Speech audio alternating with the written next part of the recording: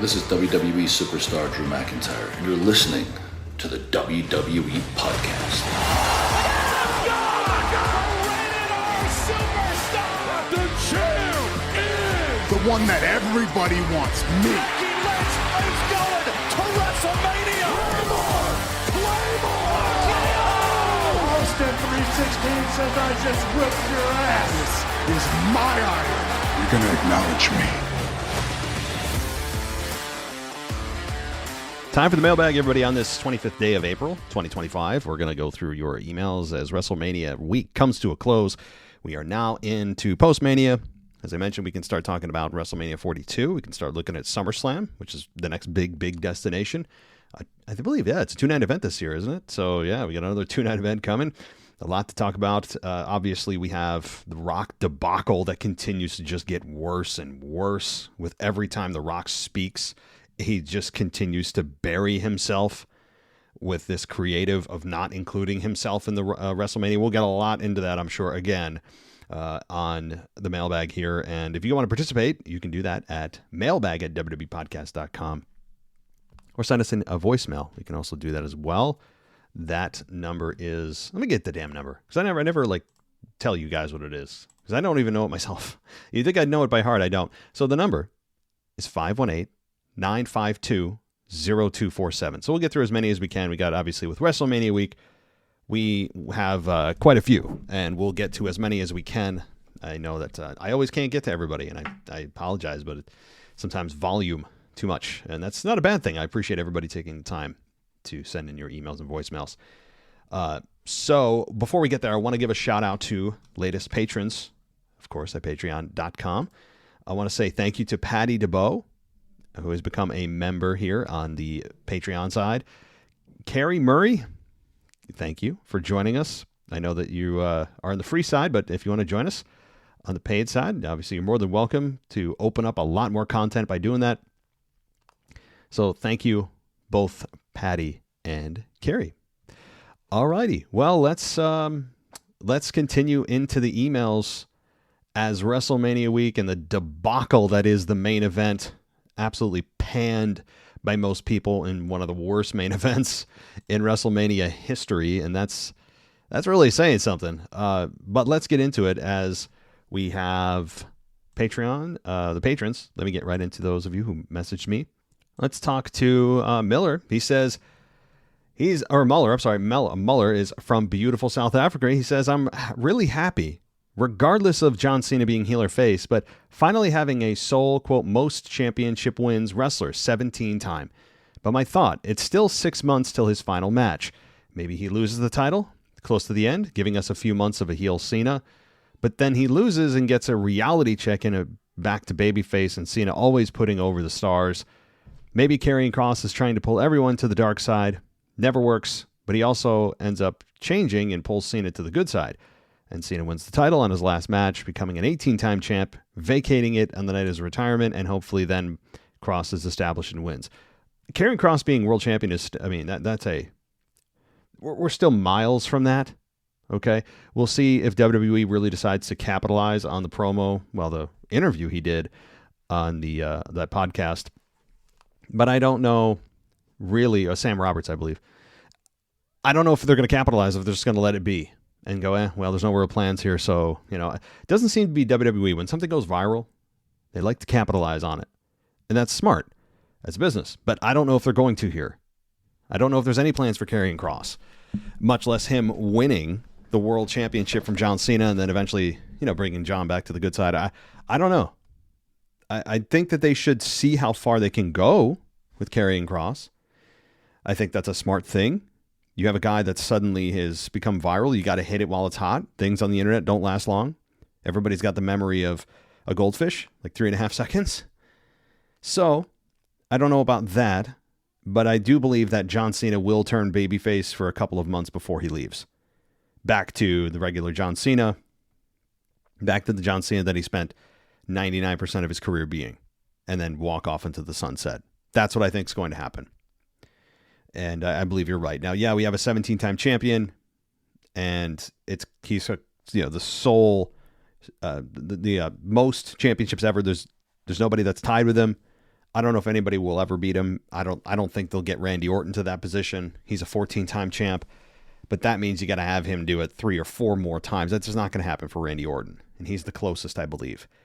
So I think John Cena will stand alone, maybe through the rest of my lifetime.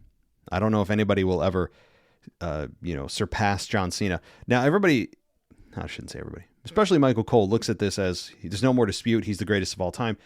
Because he's won it 17 times, but he also lost it 16 other times. He's the most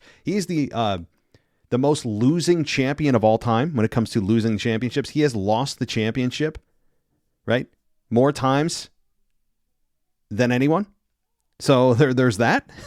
If you want to turn it on its head, I don't think winning a number of championships is the sole factor in deciding who's the greatest of all time. That's not the end all be all. Although to Michael Cole it is. It's not to me and a lot of others.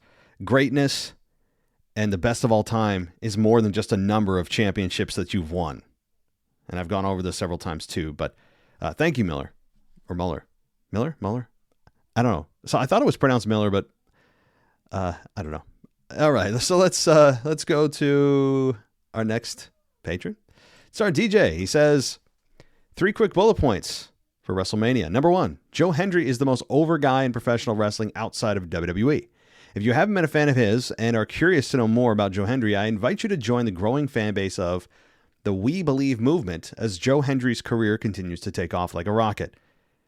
More on this in my extended Joe Hendry report. And number 2, the real main event of WrestleMania 41 was the triple threat of Roman, Seth, and Punk from night 1. Night 2, main event match, in the words of Mr. Kanye Twitty, is trash. And third, Io Sky and Tiffany retaining their championships was a bit surprising, but it will be interesting to know who their next opponents will be.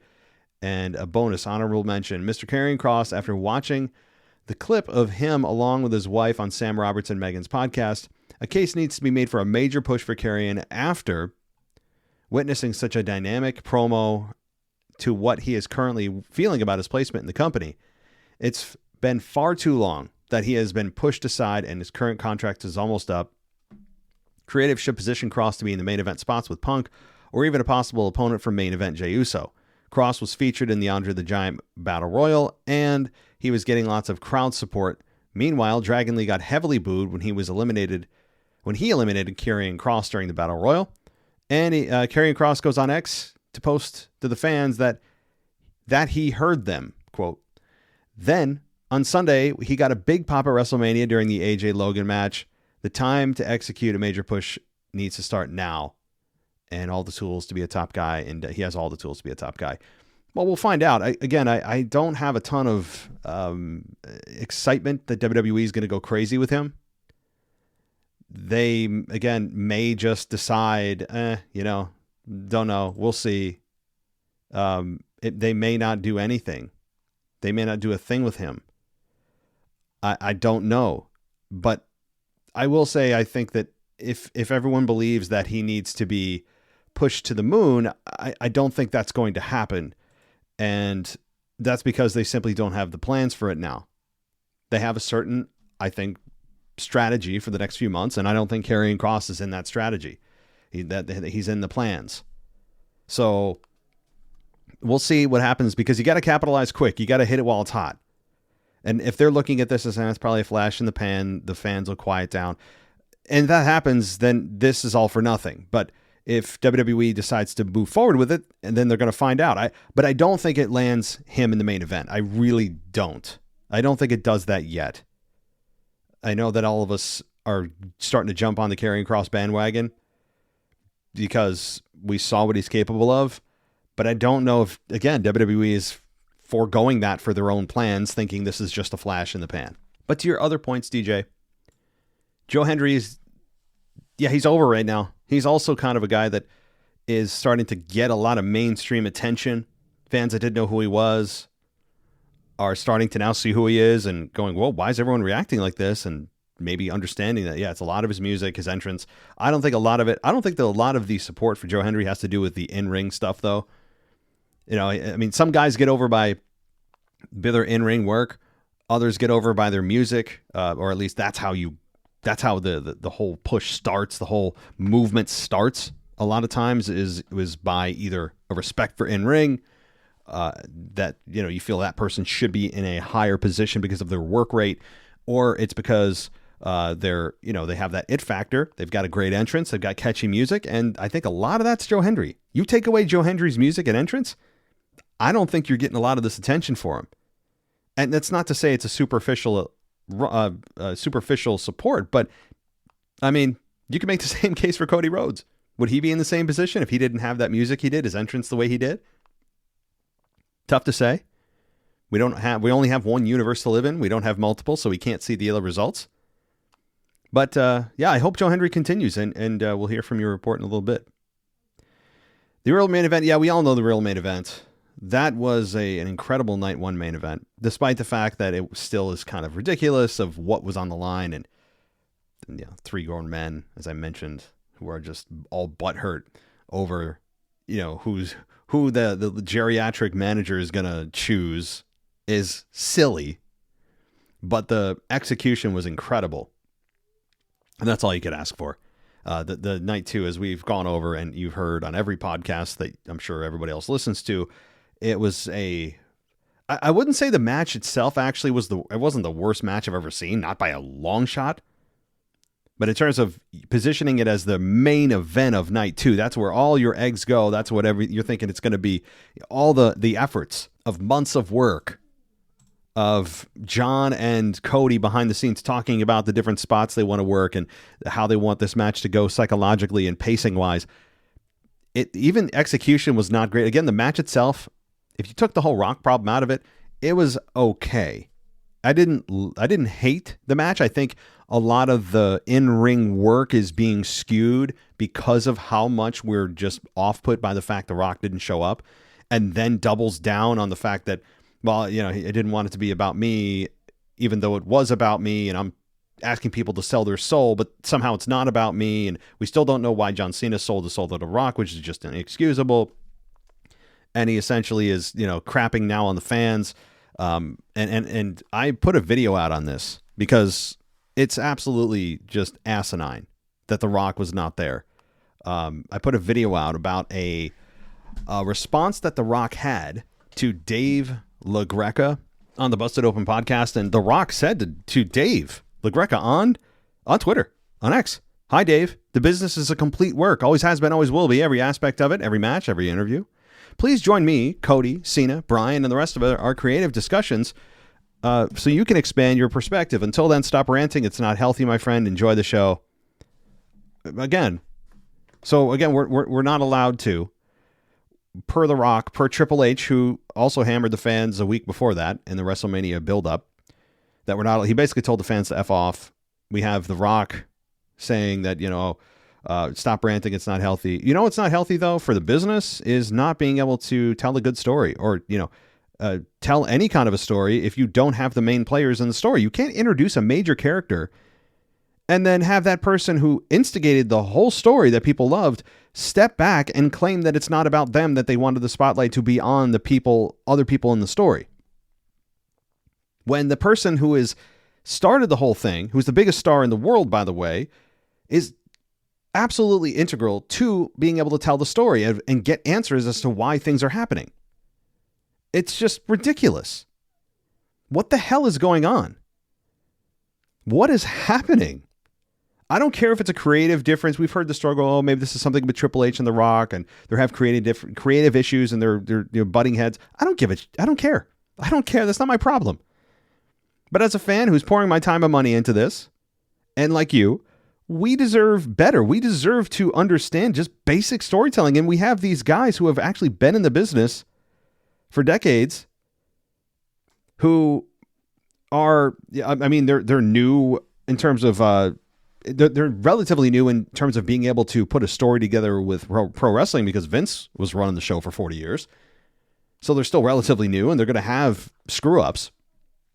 But instead of, apologizing to fans and saying, look, we probably could have done this a little differently in hindsight, and, moving forward, we learn, we understand how to tell stories, and this was simply just a hiccup, and, good things are coming down the line. There's a good way to say look, we effed up and we're sorry, and things are going to get better. There's a way to say that, and instead they're telling us we're not allowed to have opinions and stop ranting and you're getting yourself all worked up over our work. No, because we love this business, and when you guys tell us you have a massive screw up on the biggest match on the biggest PLE of the year, you deserve to get roasted for it. You deserve it because we are putting money into the company that you are trying to run. We have a say. Like any other effing company in the world, we have a right to say what we want to say and to have an opinion. If we want to rant, we can rant. In fact, I would say ranting is healthy. Not about everything. But if you're passionate about something, actually ranting about it is a way to get your energy. It's a way to harness your energy. It's a way to be constructive with it. I mean, it's not to rant, to cuss and all. No, but if you have ideas and you have issues, ranting is great.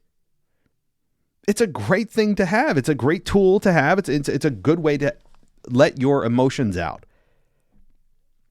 So no, we're passionate. We rant because we're passionate.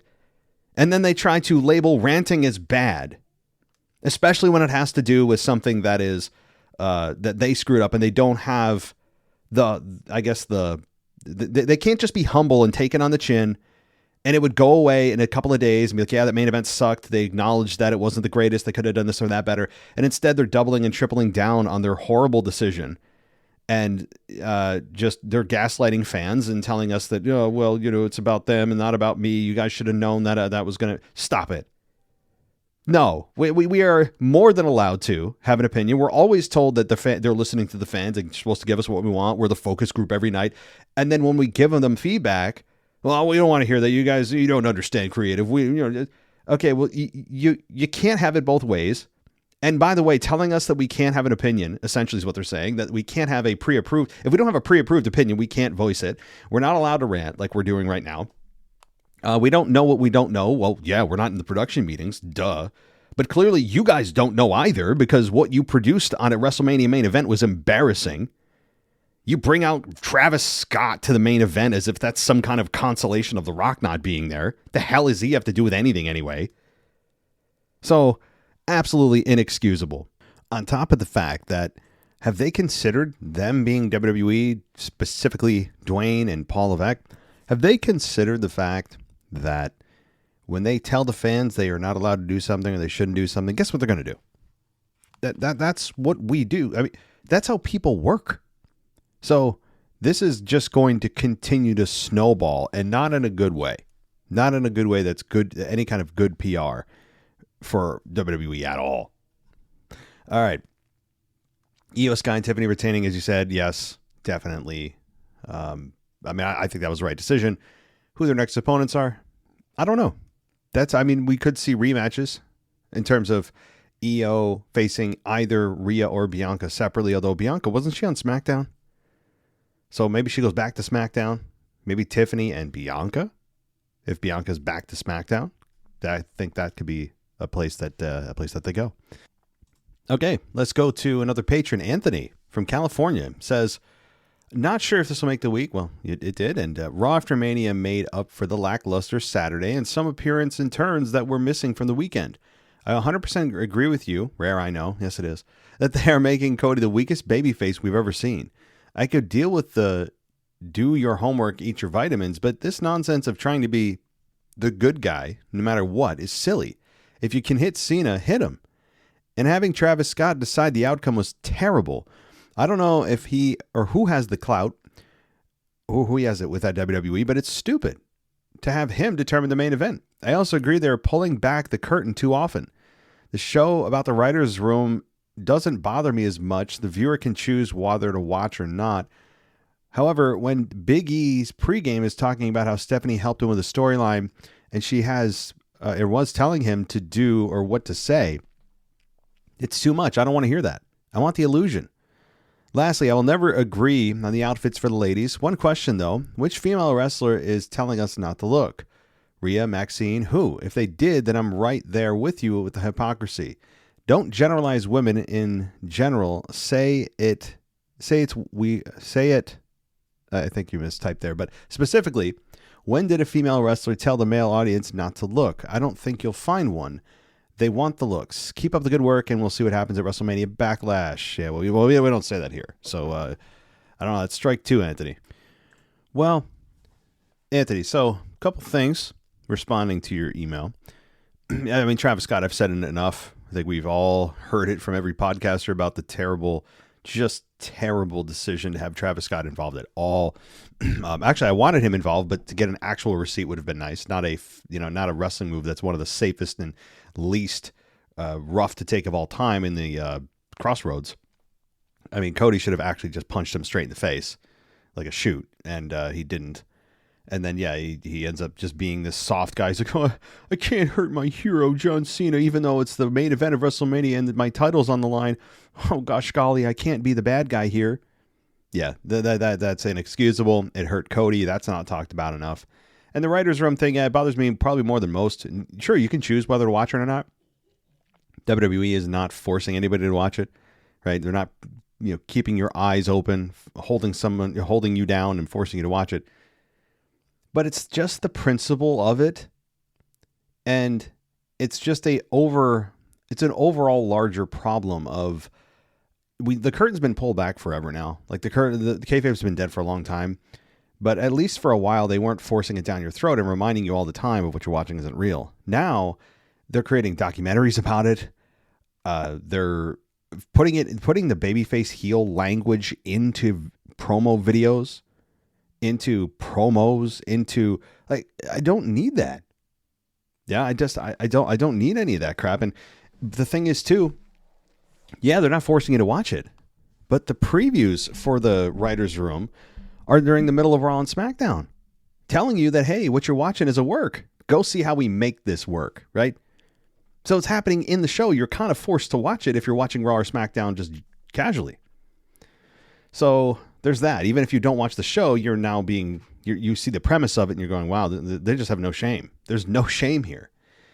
And as far as the women's deal, so no one's telling. So when I say that they're saying that with the women that are specifically, being overtly sexual, and there's just, if you don't admit that the things that they wear and post on Instagram or Facebook, not everything, but a lot of the stuff they post is just overtly sexual, then you're lying, right? I mean, it's just, you're not being honest with yourself. It is. I mean, you're not going to tell me otherwise because I can look with my own eyes and know.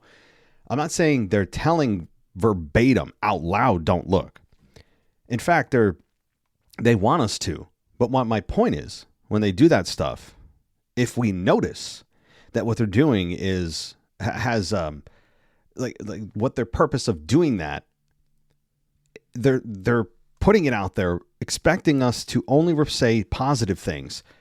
And if we call out their ulterior motive, which is really just, hey, look at my body, I'm looking for some attention that has nothing to do with my wrestling career, that's not going to further me in the ring, that's just more of attention grabs by using my body to do it, that's what we're not supposed to notice. I'm not saying they're actually saying the words, you're not allowed to look.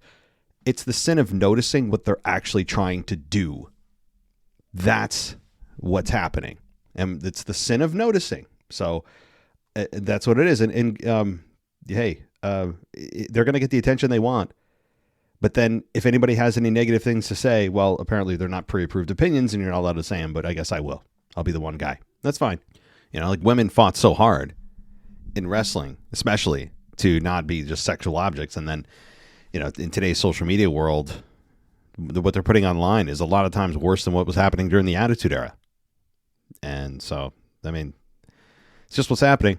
I'm just observing reality and I'm getting called out for it or getting scolded for it, but I could care less because I'm just going to call it like it is. So, all right. Well, thank you, Anthony. I'm sure we'll have some discussion later. All right. Last email, Tom.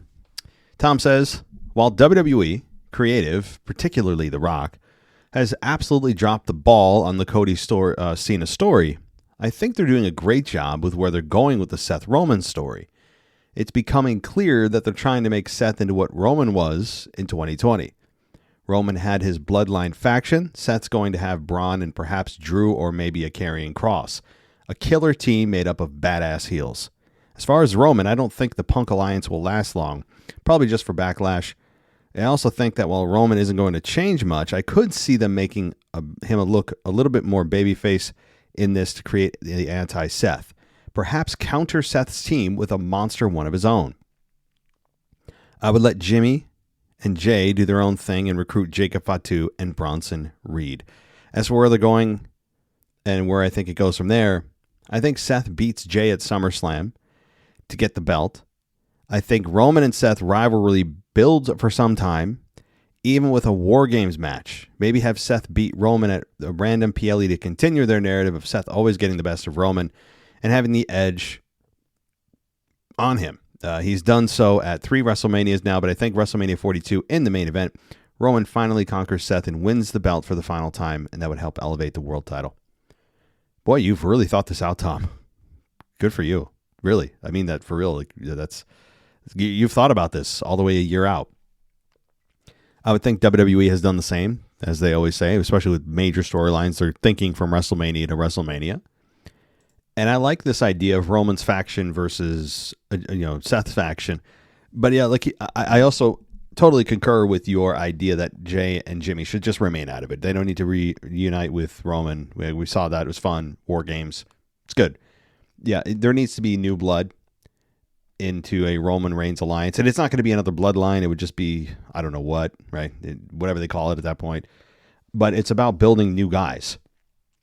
That's how this business works, building new stars. And this is a star building process that Seth is contributing to now because, let's be honest, Seth is more than halfway through his career in all likelihood. I don't think Seth has a ton of years left in him. He's said so several times too, and he's starting to slow down, or at least schedule-wise, and he's had several injuries, I think, where his body's saying, hey, knock, knock, time's ticking. So Seth is starting to give back to the business now. Seth has done nearly everything there is to do. A lot of people are pointing this to Evolution 2.0. They won't call it that, but I see some similarities there.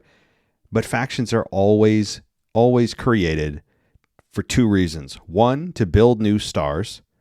2, for it to eventually break down and you have built-in different variations of rivalries within that faction.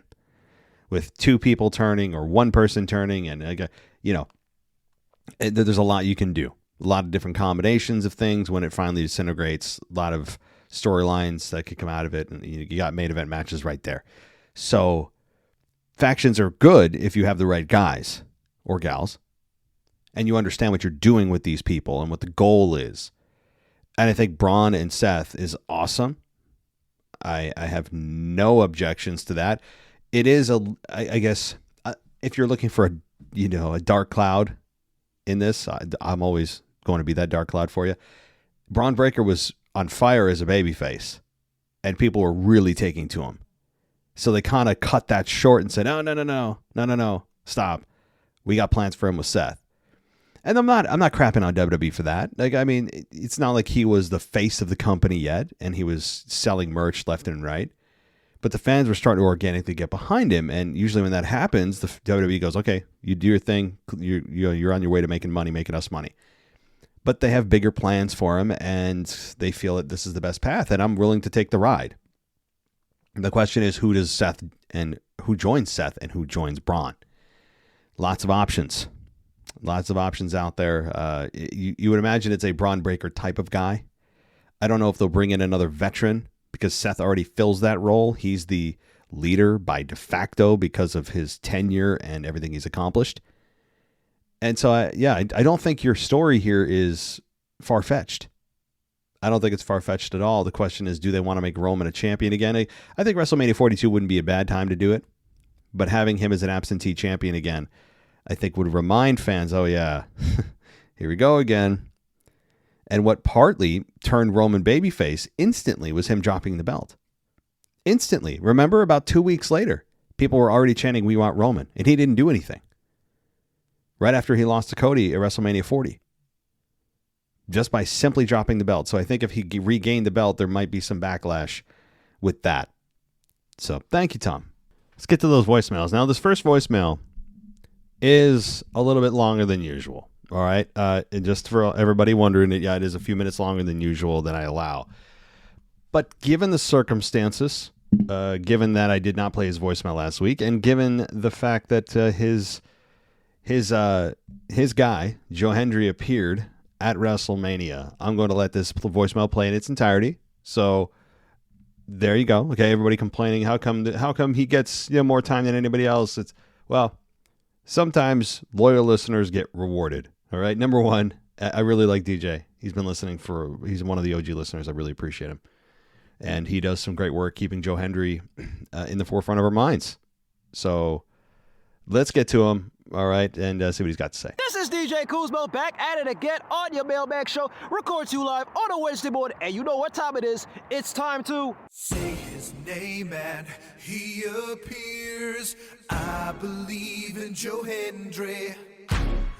I believe in Joe Hendry. That's right, folks. Joe Hendry is his name as I take you to my 41st episode of the Drudge Report. And like always, coming to you live from an undisclosed location. We got a jam-packed episode for you today, folks, including Joe Hendry making an appearance at WrestleMania 41. Are you kidding me? But before we get there, I must mention what happened last week on a live televised event from TNA Pro Wrestling called TNA Unbreakable, in which Joe Hendry and the Knockouts champion Masa Slamovich was in a mixed tag team match against the self-proclaimed king of TNA, Mr. Frankie Kazarian, and Tessa Blanchard. This match lasted 14 minutes and 9 seconds.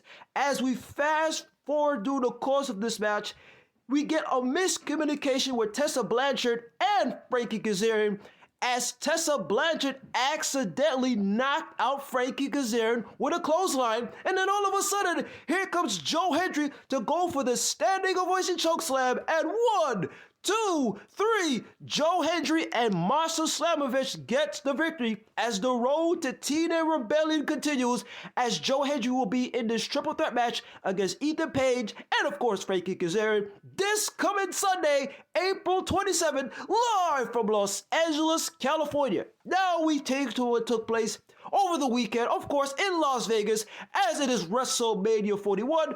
Joe Hendry was at both WWE World and Las Vegas WrestleCon. Like I mentioned last week, there were a lot of rumblings as to the possibility that Joe Hendry might show up at WrestleMania 41. And I was thinking, maybe there's a 50-50 chance that he might appear if he just continued to say his name. But anyway, before we get to what happened at WrestleMania 41, I must give a shout out to everybody in the Discord chat. I was not there on Saturday. I was very tired after work. I must mention that on Sunday, shout out to everybody that was in the Discord chat. We had a great time on Sunday night. And of course, as always, Jeff T, shout out to you. Dino from Scotland, my guy, what's going on? I appreciate everybody that was in the Discord chat. We even saw Matt, WWE Podcast Matt, he was in the Discord chat. And we got to witness a lot of matches, a lot of really good matches, outside of the crap that was the main event, which I don't know what that was all about. Let's get to Randy Orton's mystery opponent and who could it be? At first, I thought it was Rusev. A lot of people thought it was going to be Rusev. Some people may say it might have been the general manager of SmackDown, Mr. Nick Aldis. But we didn't get that. We did not get any of these guys to be Randy Orton's mystery opponent, as this was Randy Orton's 20th WrestleMania. So who could it be? Now, I must say this. During the course of when we were trying to find out who is this mystery opponent, my internet got shut down. Again, I don't know what's going on, but we got this kind of weird internet signal where I'm living at, and my internet connection just went off. And as my internet connection came back on, I guess you could say 2-3 minutes later, I heard the song. I couldn't believe it myself. And 61,000 wrestling fans and casual wrestling fans or whoever that was there at Las Vegas, Nevada to witness this got to see none other than Joe Hendry, the TNA World Champion, making an appearance as the mystery opponent for Randy Orton. And it sounded something like this.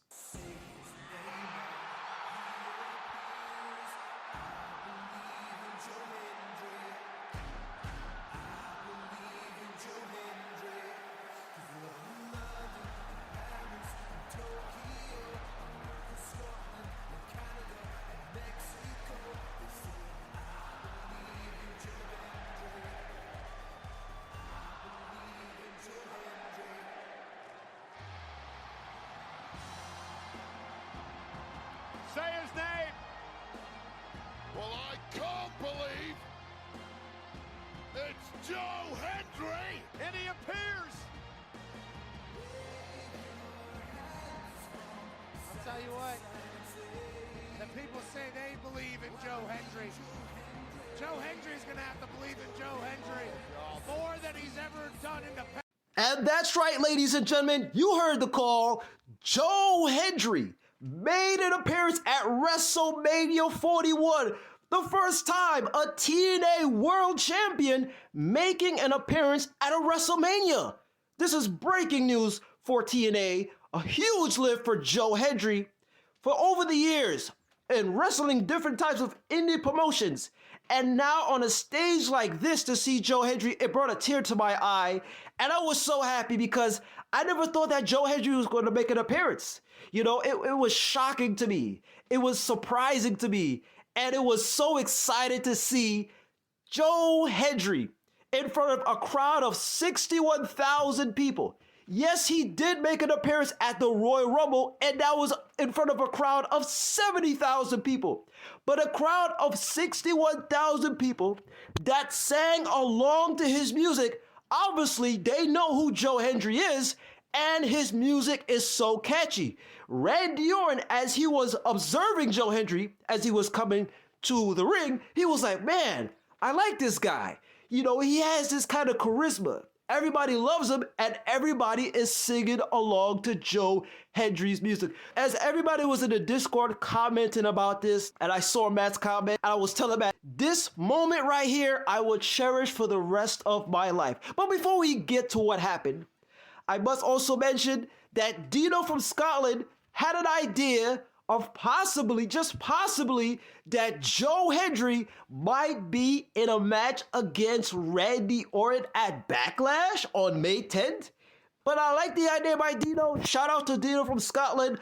I appreciate the comment, and maybe we might get another matchup between him and Randy Orton, or maybe a triple threat of John Cena, Joe Hendry, and Randy Orton at Backlash. But now let's get to the match itself, which lasted 3 minutes and 10 seconds. Yes, it only lasted for that short amount of time, but that's all that was needed to get Joe Hendry exposure in front of 61,000 people. And I gotta say, afterward, Joe Hendry went for the fall-away slam, and then of course the most important kip-up, he always loves to do the kip-up, and he about to do the spin, we get the RKO! Randy Orton hits the RKO out of nowhere, and 1, 2, 3, Randy Orton gets the victory as Joe Hendry is lying on the mat. Post-match, we see Randy Orton trying to consult none other than Joe Hendry to say, good job, kid. Points to the crowd, and he says, you did this, Joe Hendry. You did this. You are over by the fans, by the people that are singing your song, by the people that believe in you. And then, as he continues, again, he gives Joe Hendry another RKO as he lays him out on the mat and says, all right, kid, that's enough.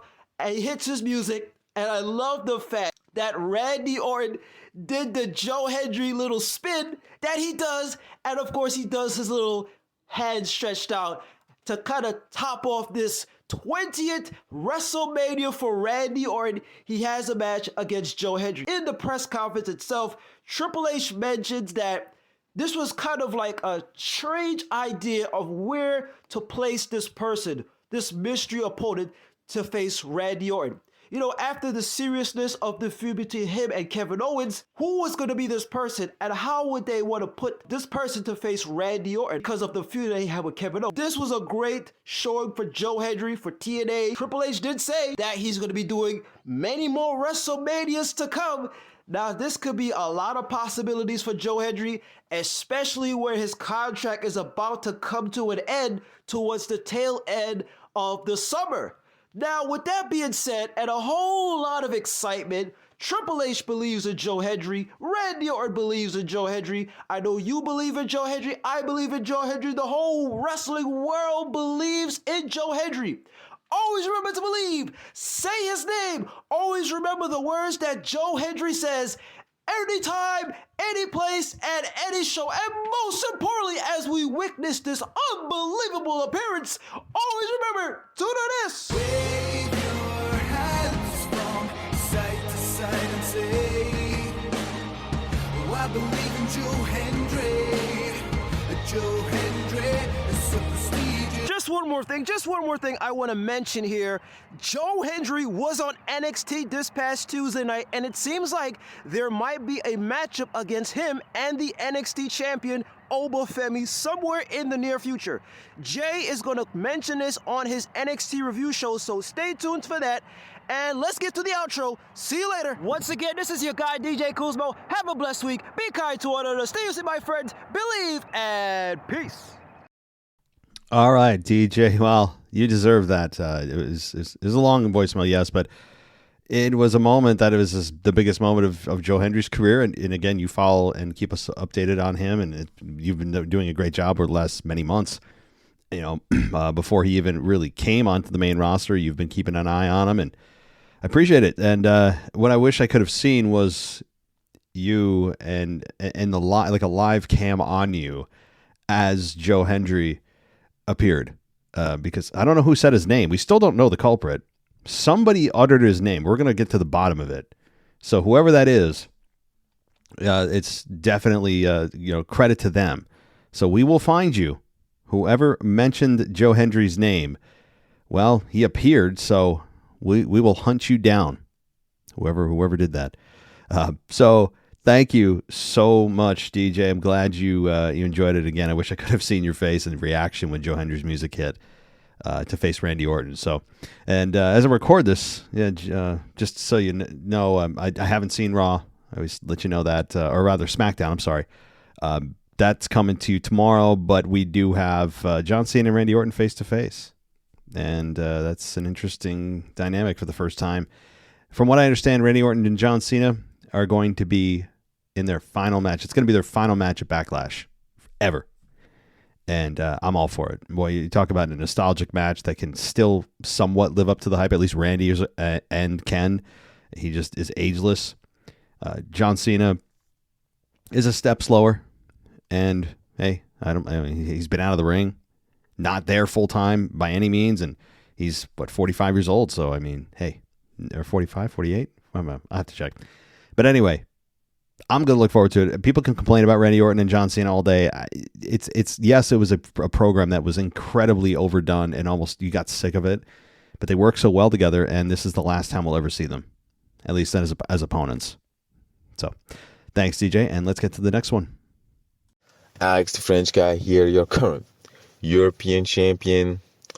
All right, guys, I am convinced that The Rock had to show up at WrestleMania instead of Travis Scott, or with Travis Scott, for the last spot and distract Cody Rhodes and have him lose the title against John Cena. But because of, I don't know any reason, money reason, contract reason, commitment reason, the Rock didn't show up and we had Travis Scott instead. I am 100% convinced of this, because it doesn't make any sense storyline-wise, equity-wise. Having The Rock show up does make a little more a publicity for WWE. And I am convinced that was the initial plan. And for any other reason, it didn't show up. And that's disappointing. One of the other reasons I am convinced of that is I saw a video of someone in the Superstore, WrestleMania Superstore, showing a t-shirt written on it, The Rock has finally come back to Las Vegas. That's why I am 100% convinced, and that proves it, that The Rock had to show up at WrestleMania. He didn't. I don't know why exactly. We won't know why exactly.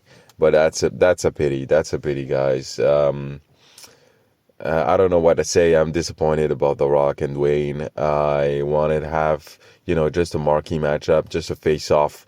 The Rock versus Roman Reigns last year, this year. Then you have the final boss teasing up with another storyline. Fine, it's fine. But then you have, Dwayne Johnson not committing 100%, not even committing for 10 minutes to WrestleMania, or 10% or 5% of his time to, deliver on, a company that he has equity in, a company that built the star that he is, and, to us fan in a general way, and to having some advertisement for us on the general way on his name as well. Disappointed, but for now I'm not expecting nothing from The Rock, and you can hear it in my voice as much as I am a The Rock fan. Bye, guys. Good to hear from you, Alex. Good as always. And seeing that shirt definitely would convince you. But I mean, to me though, that would be somewhat of a strong piece of evidence that The Rock would be there. But also, I mean, sometimes there's miscommunications between, in the business where they assume The Rock was going to be there and no one then told, the merchandising team, hey, Rock's not going to be there, stop making the shirt. I mean, I don't know. I'm not sure. But there's also times you can go to any show and still see like Dallas 316 or any show, any city you go to, it's Chicago 316. They still sell, Austin 316 t-shirts with just the name of the city, but 316. And, that's not a lot of people aren't thinking, oh my God, Austin's going to be here because they're selling an Austin t-shirt. But that's a little more convincing. It's saying, like, hey, The Rock is going to be here. So I do think that is a bit of a tell as well. That The Rock was supposed to, and then things changed. It also doesn't make sense from just a business perspective why The Rock wasn't there. He can talk all day he wants about, it was about Cena's 17th and that should be the focus. And yeah, okay, it could have been. But he's a smart guy. Dwayne is smart. He wouldn't get to the place he's at and have the success that he's had if his IQ was room temperature. The guy's smart. He knows how to speak around things. He's adapted very well to the corporate speak, the Hollywood speak, the political speak. He knows how to say things without saying things. As I mentioned this, he can't say anything directly. Everything has to be explained, circled. It like circles the drain. He knows how to do that and add words that don't need to be there, like he's trying to hit a word count, instead of just speaking directly. He doesn't speak directly about anything. Everything now is, especially when, again, you get him off camera or you get him in just an interview where he's just Dwayne, and my God, it's hard. You have to sift through 90% of what he says to get a real sense of the essence of his answer. But my point is, given he's a smart guy, how could he not think that it would be better for business if he was there for WrestleMania? He's talking about ticket sales and all that for Elimination Chamber. Well, WrestleMania did not sell out. It was having issues. And you don't think that advertising The Rock to be there would have been a good thing? No, it would have been. And it probably would have drove ticket prices up even higher. So I don't want to hear that, even from just a money perspective, if that's all they were motivated by, hey, having the biggest star in the world, one of the biggest stars in wrestling ever there, you don't think that would have helped? At the same time, helping get over John Cena's 17th title win. And again, it's also, if he's like, I wanted to be the focus on John. Well, John's not an up-and-coming star. He's not a young buck. You don't need to make it about John Cena, right? You could have it be a sideshow with yourself, but since you're the core of the story, you not being there is just, it's one of the biggest flubs in pro wrestling that I've ever seen. Ever. Because of the stage, especially, that this was on, and the build of this match. No one mentions Rock all the way up to WrestleMania except like once in passing. But The Rock couldn't even be bothered to be there to stand on stage and stare or hold up the hand of John Cena afterwards. Like, people would still be a little annoyed, but they could have, I think, dealt with it. At least, okay, he showed up. It's just, it's really an unimaginable decision. What is the reason is, I mean, I'd like to take all the corporate speak away and just shove truth serum down Dwayne's throat so he couldn't say a bunch of fluff. And I'd be like, hey, why didn't you show up? And I think he'd probably say, I've got a lot of creative differences with Paul Levesque. We didn't see eye to eye on this. And we decided it was best I just don't come. And I think that's probably what he'd say. And he'd say, obviously, the decision was a bad one. Again, this is if he had true serum. The fans were rightly frustrated. And, we'll do better next time. I mean, that's what he should say. Just be honest. He's making it worse by speaking around the issue, not directly to it, and then telling the fans, just like Triple H did, that basically F off. You guys, you've never been in a ring or whatever. You just enjoy the product, which is such a lame, disrespectful thing to say, honestly. I mean, name another product, service, or entertainment venue or medium that says, no, just take what we give you and like it. Give us your money too, by the way. And if you're going to speak about it, only speak about it in positive words. Don't criticize us. Are these people that soft? Are their egos that big that they can't handle fans when they, especially in unison, decide that something sucks? Wouldn't they want to know? It's not fun to hear it, but at least they'll go, hey, yeah, we kind of screwed up here. No for next time. All right. Thank you, Alex. And let's continue. Hey, Matt, Brad in Florida. Just got finished watching the main event of WrestleMania. And, I just wanted to say, for all these fans who think it's so cool that, Cena won and, they're giving Cody the finger and booing Cody out of the building. Listen, I'm not a gigantic Cody Rhodes fan, but I will tell you this. That was not worthy of a main event. John Cena cannot carry a main event, but he can barely carry a match. I'll tell you, Cody Rhodes versus Goldberg would have been a better match. Cody Rhodes versus Tozawa would have been a way better match.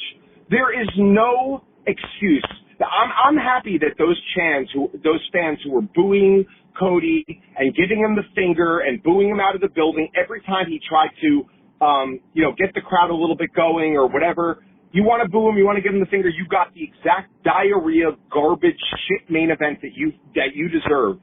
And I'm glad you got that main event because I'm glad you paid $8, $7, $6, $10,000, whatever you paid to see that and to watch that as your main event because it was the worst main event in the history of WrestleMania. And I feel bad for Cody Rhodes that he even had to be associated with that garbage because Cena can't do anything. Yes, Cena can't do anything. It was garbage. He won it by cheating. I understand this is all part of, the game. This is all an act, whatever. I understand. But at the end of the day, people say, oh, Roman always cheats to win. Yeah, when Roman cheated to win, I hope you're happy. Now WWE corporate can trot out Cena on the Today Show and this and People and Entertainment Weekly and everyone can say, oh, John Cena's the champion. That's real cool, guys. You think Cody Rhodes is so uncool? I'll tell you who's really uncool. Old, balding, pale, ugly, big-nosed, weird John Cena. Corporate Illuminati Hollywood John Cena. What an absolute joke. Anyone cheering for this guy at this point. An absolute disgrace. Bye. Brad, I love the directly after the moment voicemails, which is what we're getting here because you haven't even had time to digest it. You called right after the main event. I love it. I love it.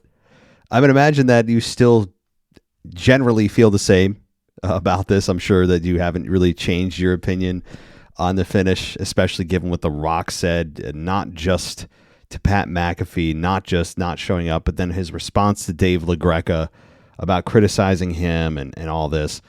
But as far as taking even The Rock out of the situation, as you said, that the main event, minus the absence of The Rock, was just not good. I actually didn't think, I'm not as low on the match quality as you were. I thought it was okay. But the problem is, I guess if you put it through the lens of what a WrestleMania main event should be, then yeah, it was really bad. If it was just a standard Monday Night Raw match, I think you would agree it'd be like okay. So maybe I need to lower my standard or lower my grading of that because the standards are higher when it's WrestleMania, much less the main event of WrestleMania. So yeah, the match was not particularly special. And John Cena winning, and it sounds obviously like you are not in the camp of John Cena. I'm gonna just take a stab in the dark that you are not a John Cena fan and supporter. Cody Rhodes does deserve better in terms of match quality. Sure, John Cena's been out of the game for a while, but I think we all would have forgiven a little bit if the Rock was there. I think if Austin had shown up and if they had both gotten involved and there was a stunner to the Rock, which I know wouldn't have totally fixed everything, but it would have subverted our attention in a big way to this matchup. And it's just terrible storytelling. And having John Cena win, I actually don't hate it. I understand why they did it. I actually, despite the fact that you hate him, I agree that John Cena should have won the 17 because you are really making the most of his final year. I mean, this is it. And if that's it, this is what you're doing. And I agree with the decision. It's just how they got there that was just god awful. And but Cody deserves better. He would never say that, though. You would never, ever, ever, ever catch Cody ever saying right now that, yeah, look, this, I'm sure what he's really thinking, if you were able to magnify his inner thoughts, is, man, that sucked. I like John, but god dang, like this is awful for WrestleMania and WrestleMania main event. This is embarrassing. I deserve better than this. I can be better than this. And I'm working with a guy that's ultra limited in the ring. And he's totally right. I mean, Cody Rhodes I can be the first one to admit, while I don't appreciate and don't like his babyface character, and it was especially on display of how he's too nice of a guy, and it actually cost him the match, which is what people aren't talking about enough. But putting that aside, Cody Rhodes does deserve better, despite the fact that I don't particularly like his character. His character did deserve better. And it will forever be lauded as one of the worst main events of all time. And WWE can pretend it's not. Nobody publicly is going to say right now how terrible that was. Maybe down the line in 5-6 years when there's documentaries about it, things will change and you'll hear people, yeah, we know it wasn't the best, and it'll come out, but they can't do that right now. Right now it's damage control. And it's just move on, divert their attention to something else. So, thanks, Brad. Let's go to our next one. Oh, hey, Matt. It's Devin here from Australia, mate. Hope you're doing well over there. WrestleMania. Even before night one was on, WrestleMania Saturday, I was like, nah, this doesn't have any form of interest to me except for the final main event of it, which was great. But other than that, I felt night one was a bit of a bust, but I watched it 2 days later because we were out camping, so I was away from all things electronic, which was great.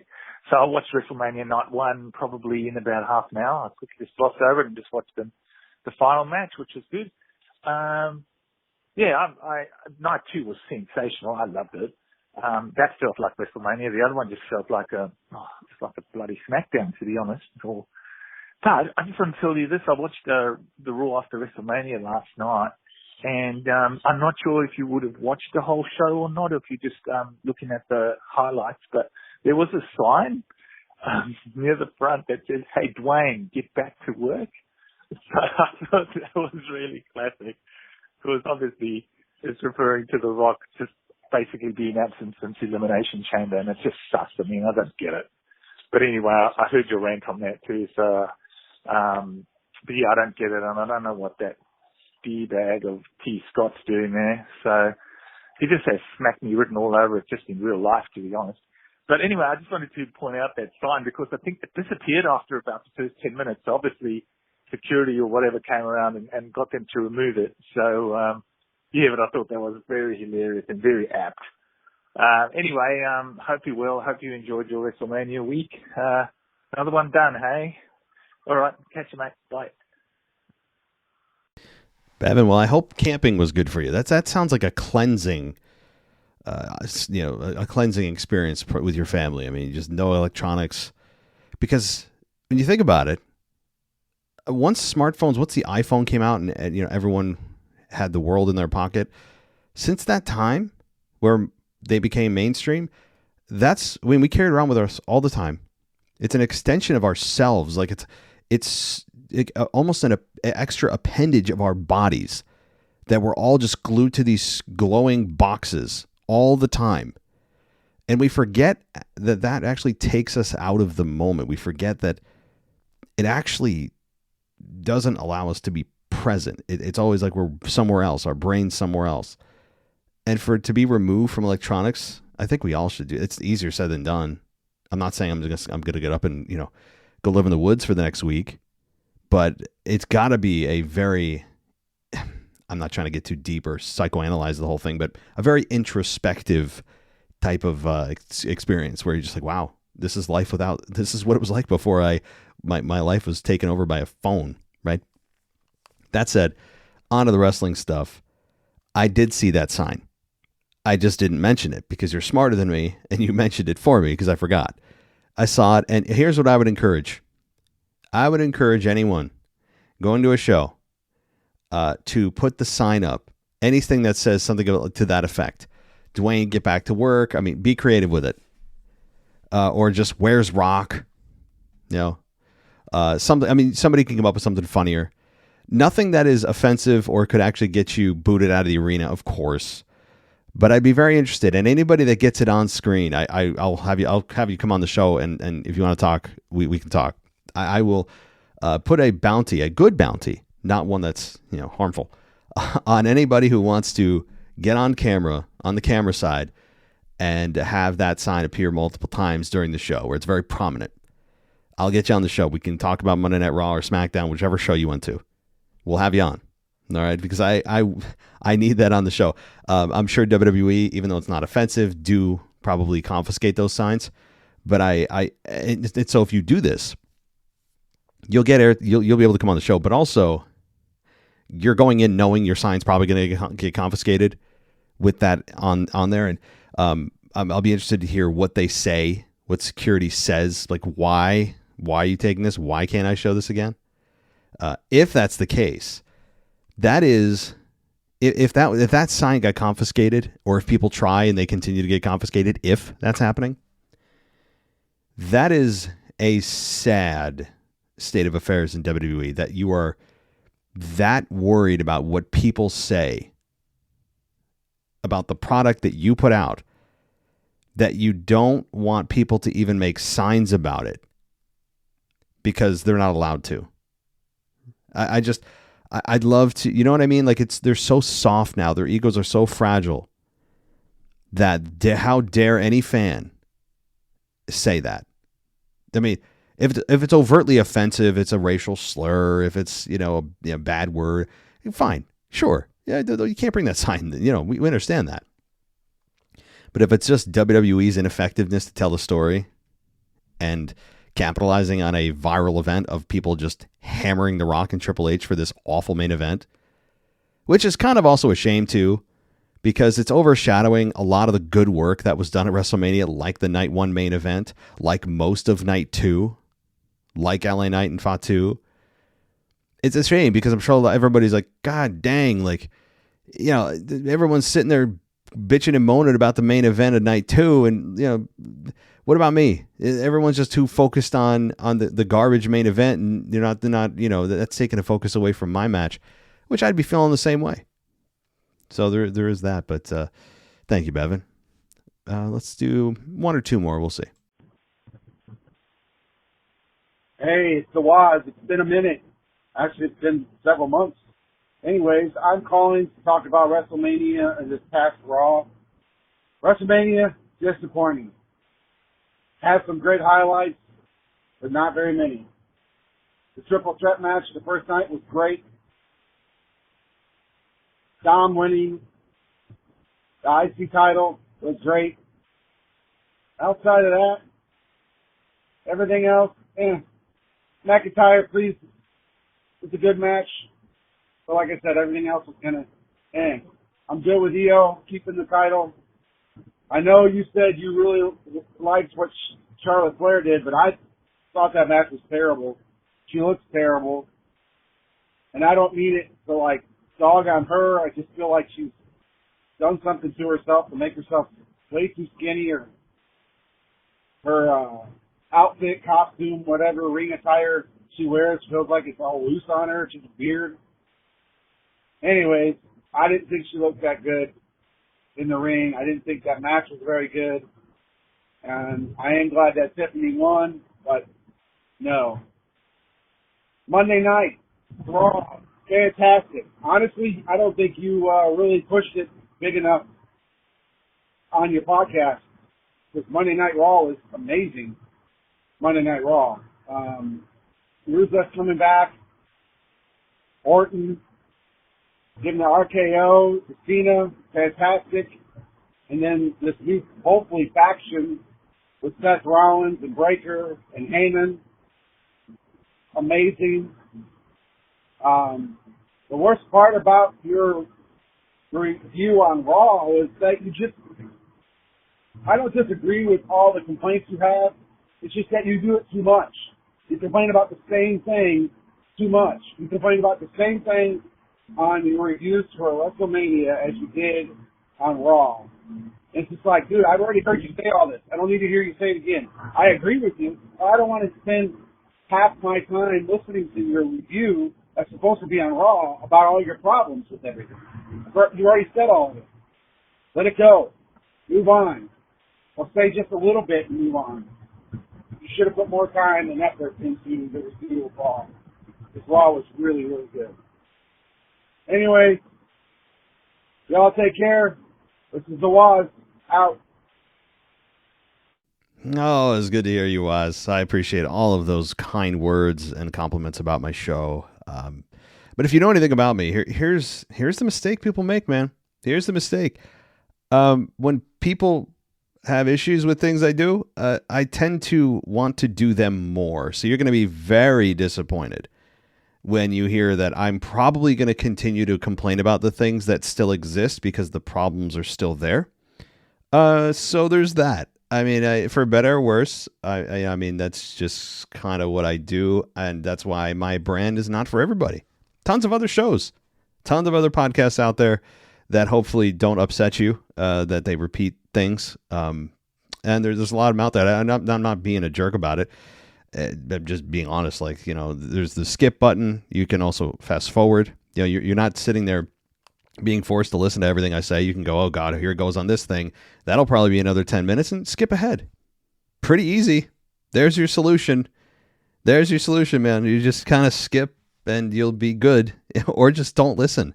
And I mean that genuinely. If people don't like my show and if I don't like stuff, I just don't listen to it. Or if I do and I want to critique it, then I do that too, as you're doing.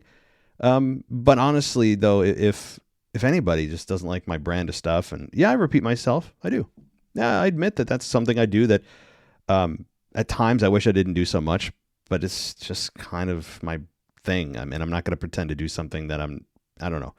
I'm all about just kind of being me, and that's the way it is. But listen, Waz, outside of that, and I genuinely mean that, I'm not trying to be a jerk. If you really, I do actually, underneath all that, appreciate the criticism about it. Like, hey, I've heard you say this, enough, move on. Because I've heard that from several people. I mean, I genuinely do. I'm fine with constructive criticism. I also, at the same time, feel like, okay, well, there's tons of other shows out there. I mean, I listen to all the good ones, right? I do listen to Busted Open occasionally. I used to listen to The Torch religiously. Jason Powell, Pro Wrestling Net, is great. He's got a great analysis. I used to listen to, what was the other one? Ring Rust Radio, but then they kind of fell off for me. I'm not a big fan of their podcast, and haven't been for a while. Then there's many others. So there's lots of options out there, man. And this doesn't go for just you, Waz, which I appreciate you listening, and I appreciate you taking the time to actually call in, because everyone's time is valuable. I genuinely appreciate that. But there's a plethora of other shows too that if you're like, oh God, at least this show doesn't repeat itself, well, go there. All right. And people think, oh, it's bad business. It's just, I'm not gonna. I don't want people to listen if they don't like what they have to hear and they're just sick of me. But yeah, night one, or rather, you were not big on WrestleMania, but you're saying I didn't really upsell Raw as much as I should have. I mean, I do remember, again, I complained a lot about Raw, but here's the thing.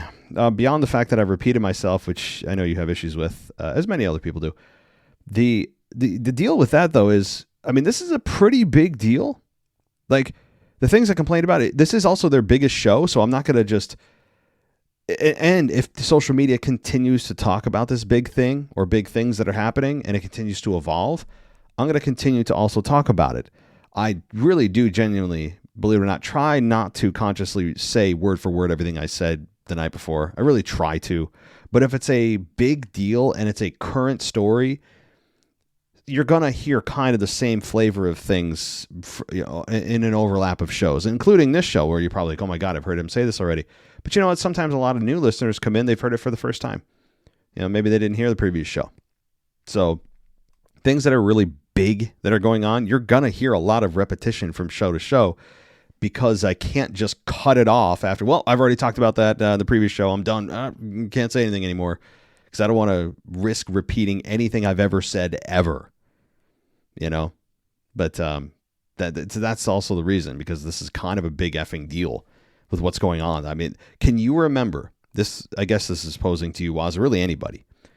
If there's ever been a main event of WrestleMania in your lifetime that there's been this much negative backlash for, ever, I don't think there has. And yes, the advent of social media is making it worse because everyone has a platform, everyone has a voice, which amplifies the noise, which then amplifies that noise, and it just feeds on itself and becomes its own living organism. That's what happens, for better or worse, on social media. But the good thing is for WWE is that the people of today in 2025 have very short attention spans. We can't focus on anything for more than 4.5 seconds. Even really big things, they don't last long. Think about this. How many school shootings we see last week? I mean, there was a couple. And like, oh, well, there's another one. And you move on to school shootings. I mean, you know what I mean? So like, people can't focus on anything, no matter the magnitude of the story, for more than a couple of days.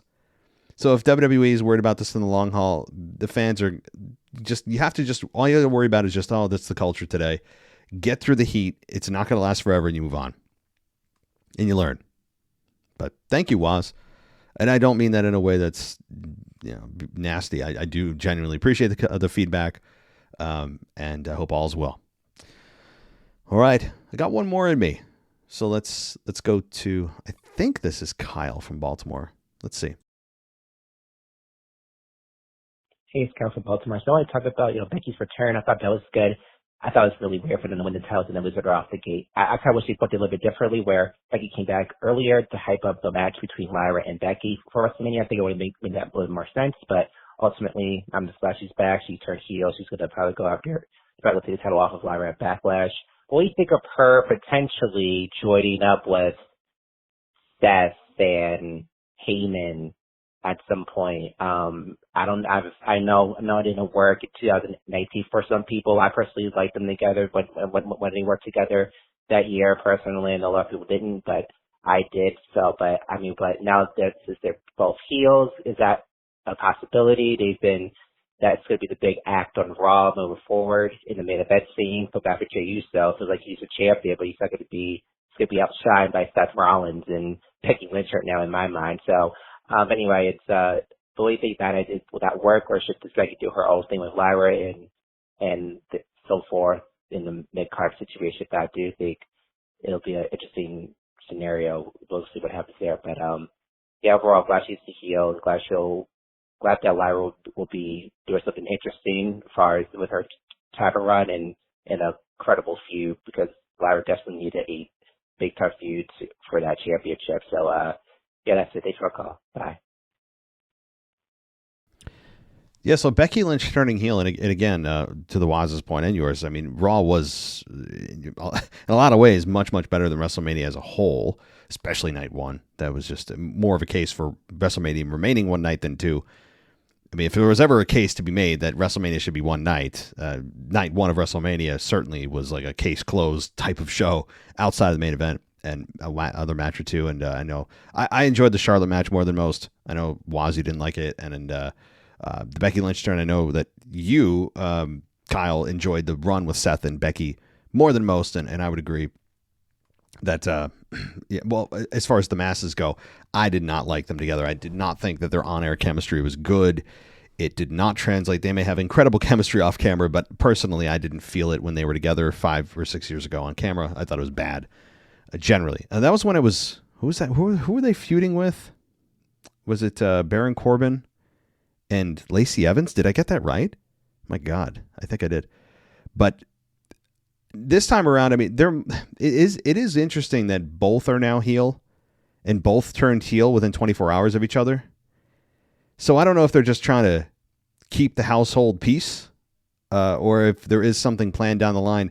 Having males and females together in a faction, it's obviously been done. We've seen it with the Wyatt family and Alexa Bliss and the Wyatt Six when they return, reportedly are going to be together, and they should. And they were off WrestleMania crazily.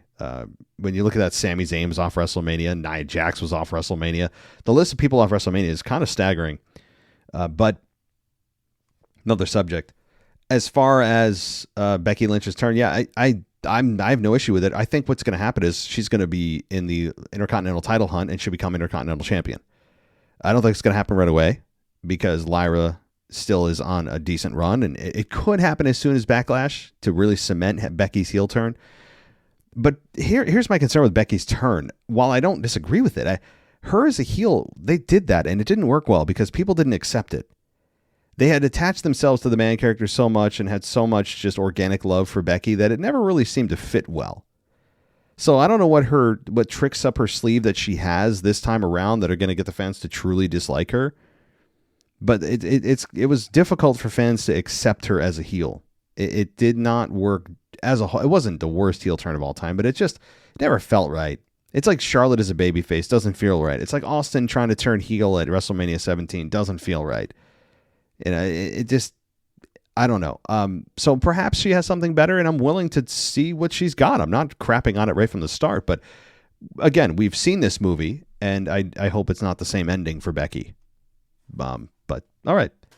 Thank you, Kyle, and everybody. Thank you to Waz and DJ and Brad, everybody. Thank you so much for your time and for your critiques. I do welcome them. If you put them on air, I don't care if it could be the most, like, someone wants to roast me, like, go ahead, I'll put it on air. It doesn't bother me. But if you guys want to actually send me like, hey, this would be better in your show or that can be better, I'm really all open for it. I can't sit here and say that people can criticize WWE and WWE can't. They shouldn't. WWE is telling us we're not allowed to say these things. While at the same time, I'm also in critiquing WWE, but I'm telling my listeners you can't critique me. That people don't like constructive criticism. Most people don't because it hurts their ego. They only want to hear the good stuff. I really I understand my flaws. I understand what I'm good and not good at. But if you have ideas for the show, I'm always willing to help and make it better. I really am. So. That really goes for anybody out there that I know a lot of people that really don't like me, and that's fine. It just is what it is. But yeah, so thank you, everybody. If you want to go on Patreon, though, go ad-free, hear other hosts as well, not just my voice. You can do that at patreon.com/WWE podcast. You can go to my Twitter, which is wrestling_audio, where all of my links are there. Patreon, Spotify, Apple. It's all right there in my Linktree bio if you want to just go to a central place. And that's going to be it. I'll be back on Sunday with your weekend review as we roll towards Backlash in just a couple of weeks. So thanks, everybody. I appreciate all of your comments and your feedback and your input. We'll talk next time. Thanks for listening to the WWE Podcast. Don't forget to subscribe on your favorite podcast app so you don't miss a show, or head to WWEpodcast.com. And for all of these shows ad-free, head over to patreon.com/WWE Podcast. Until then, we'll see you next time.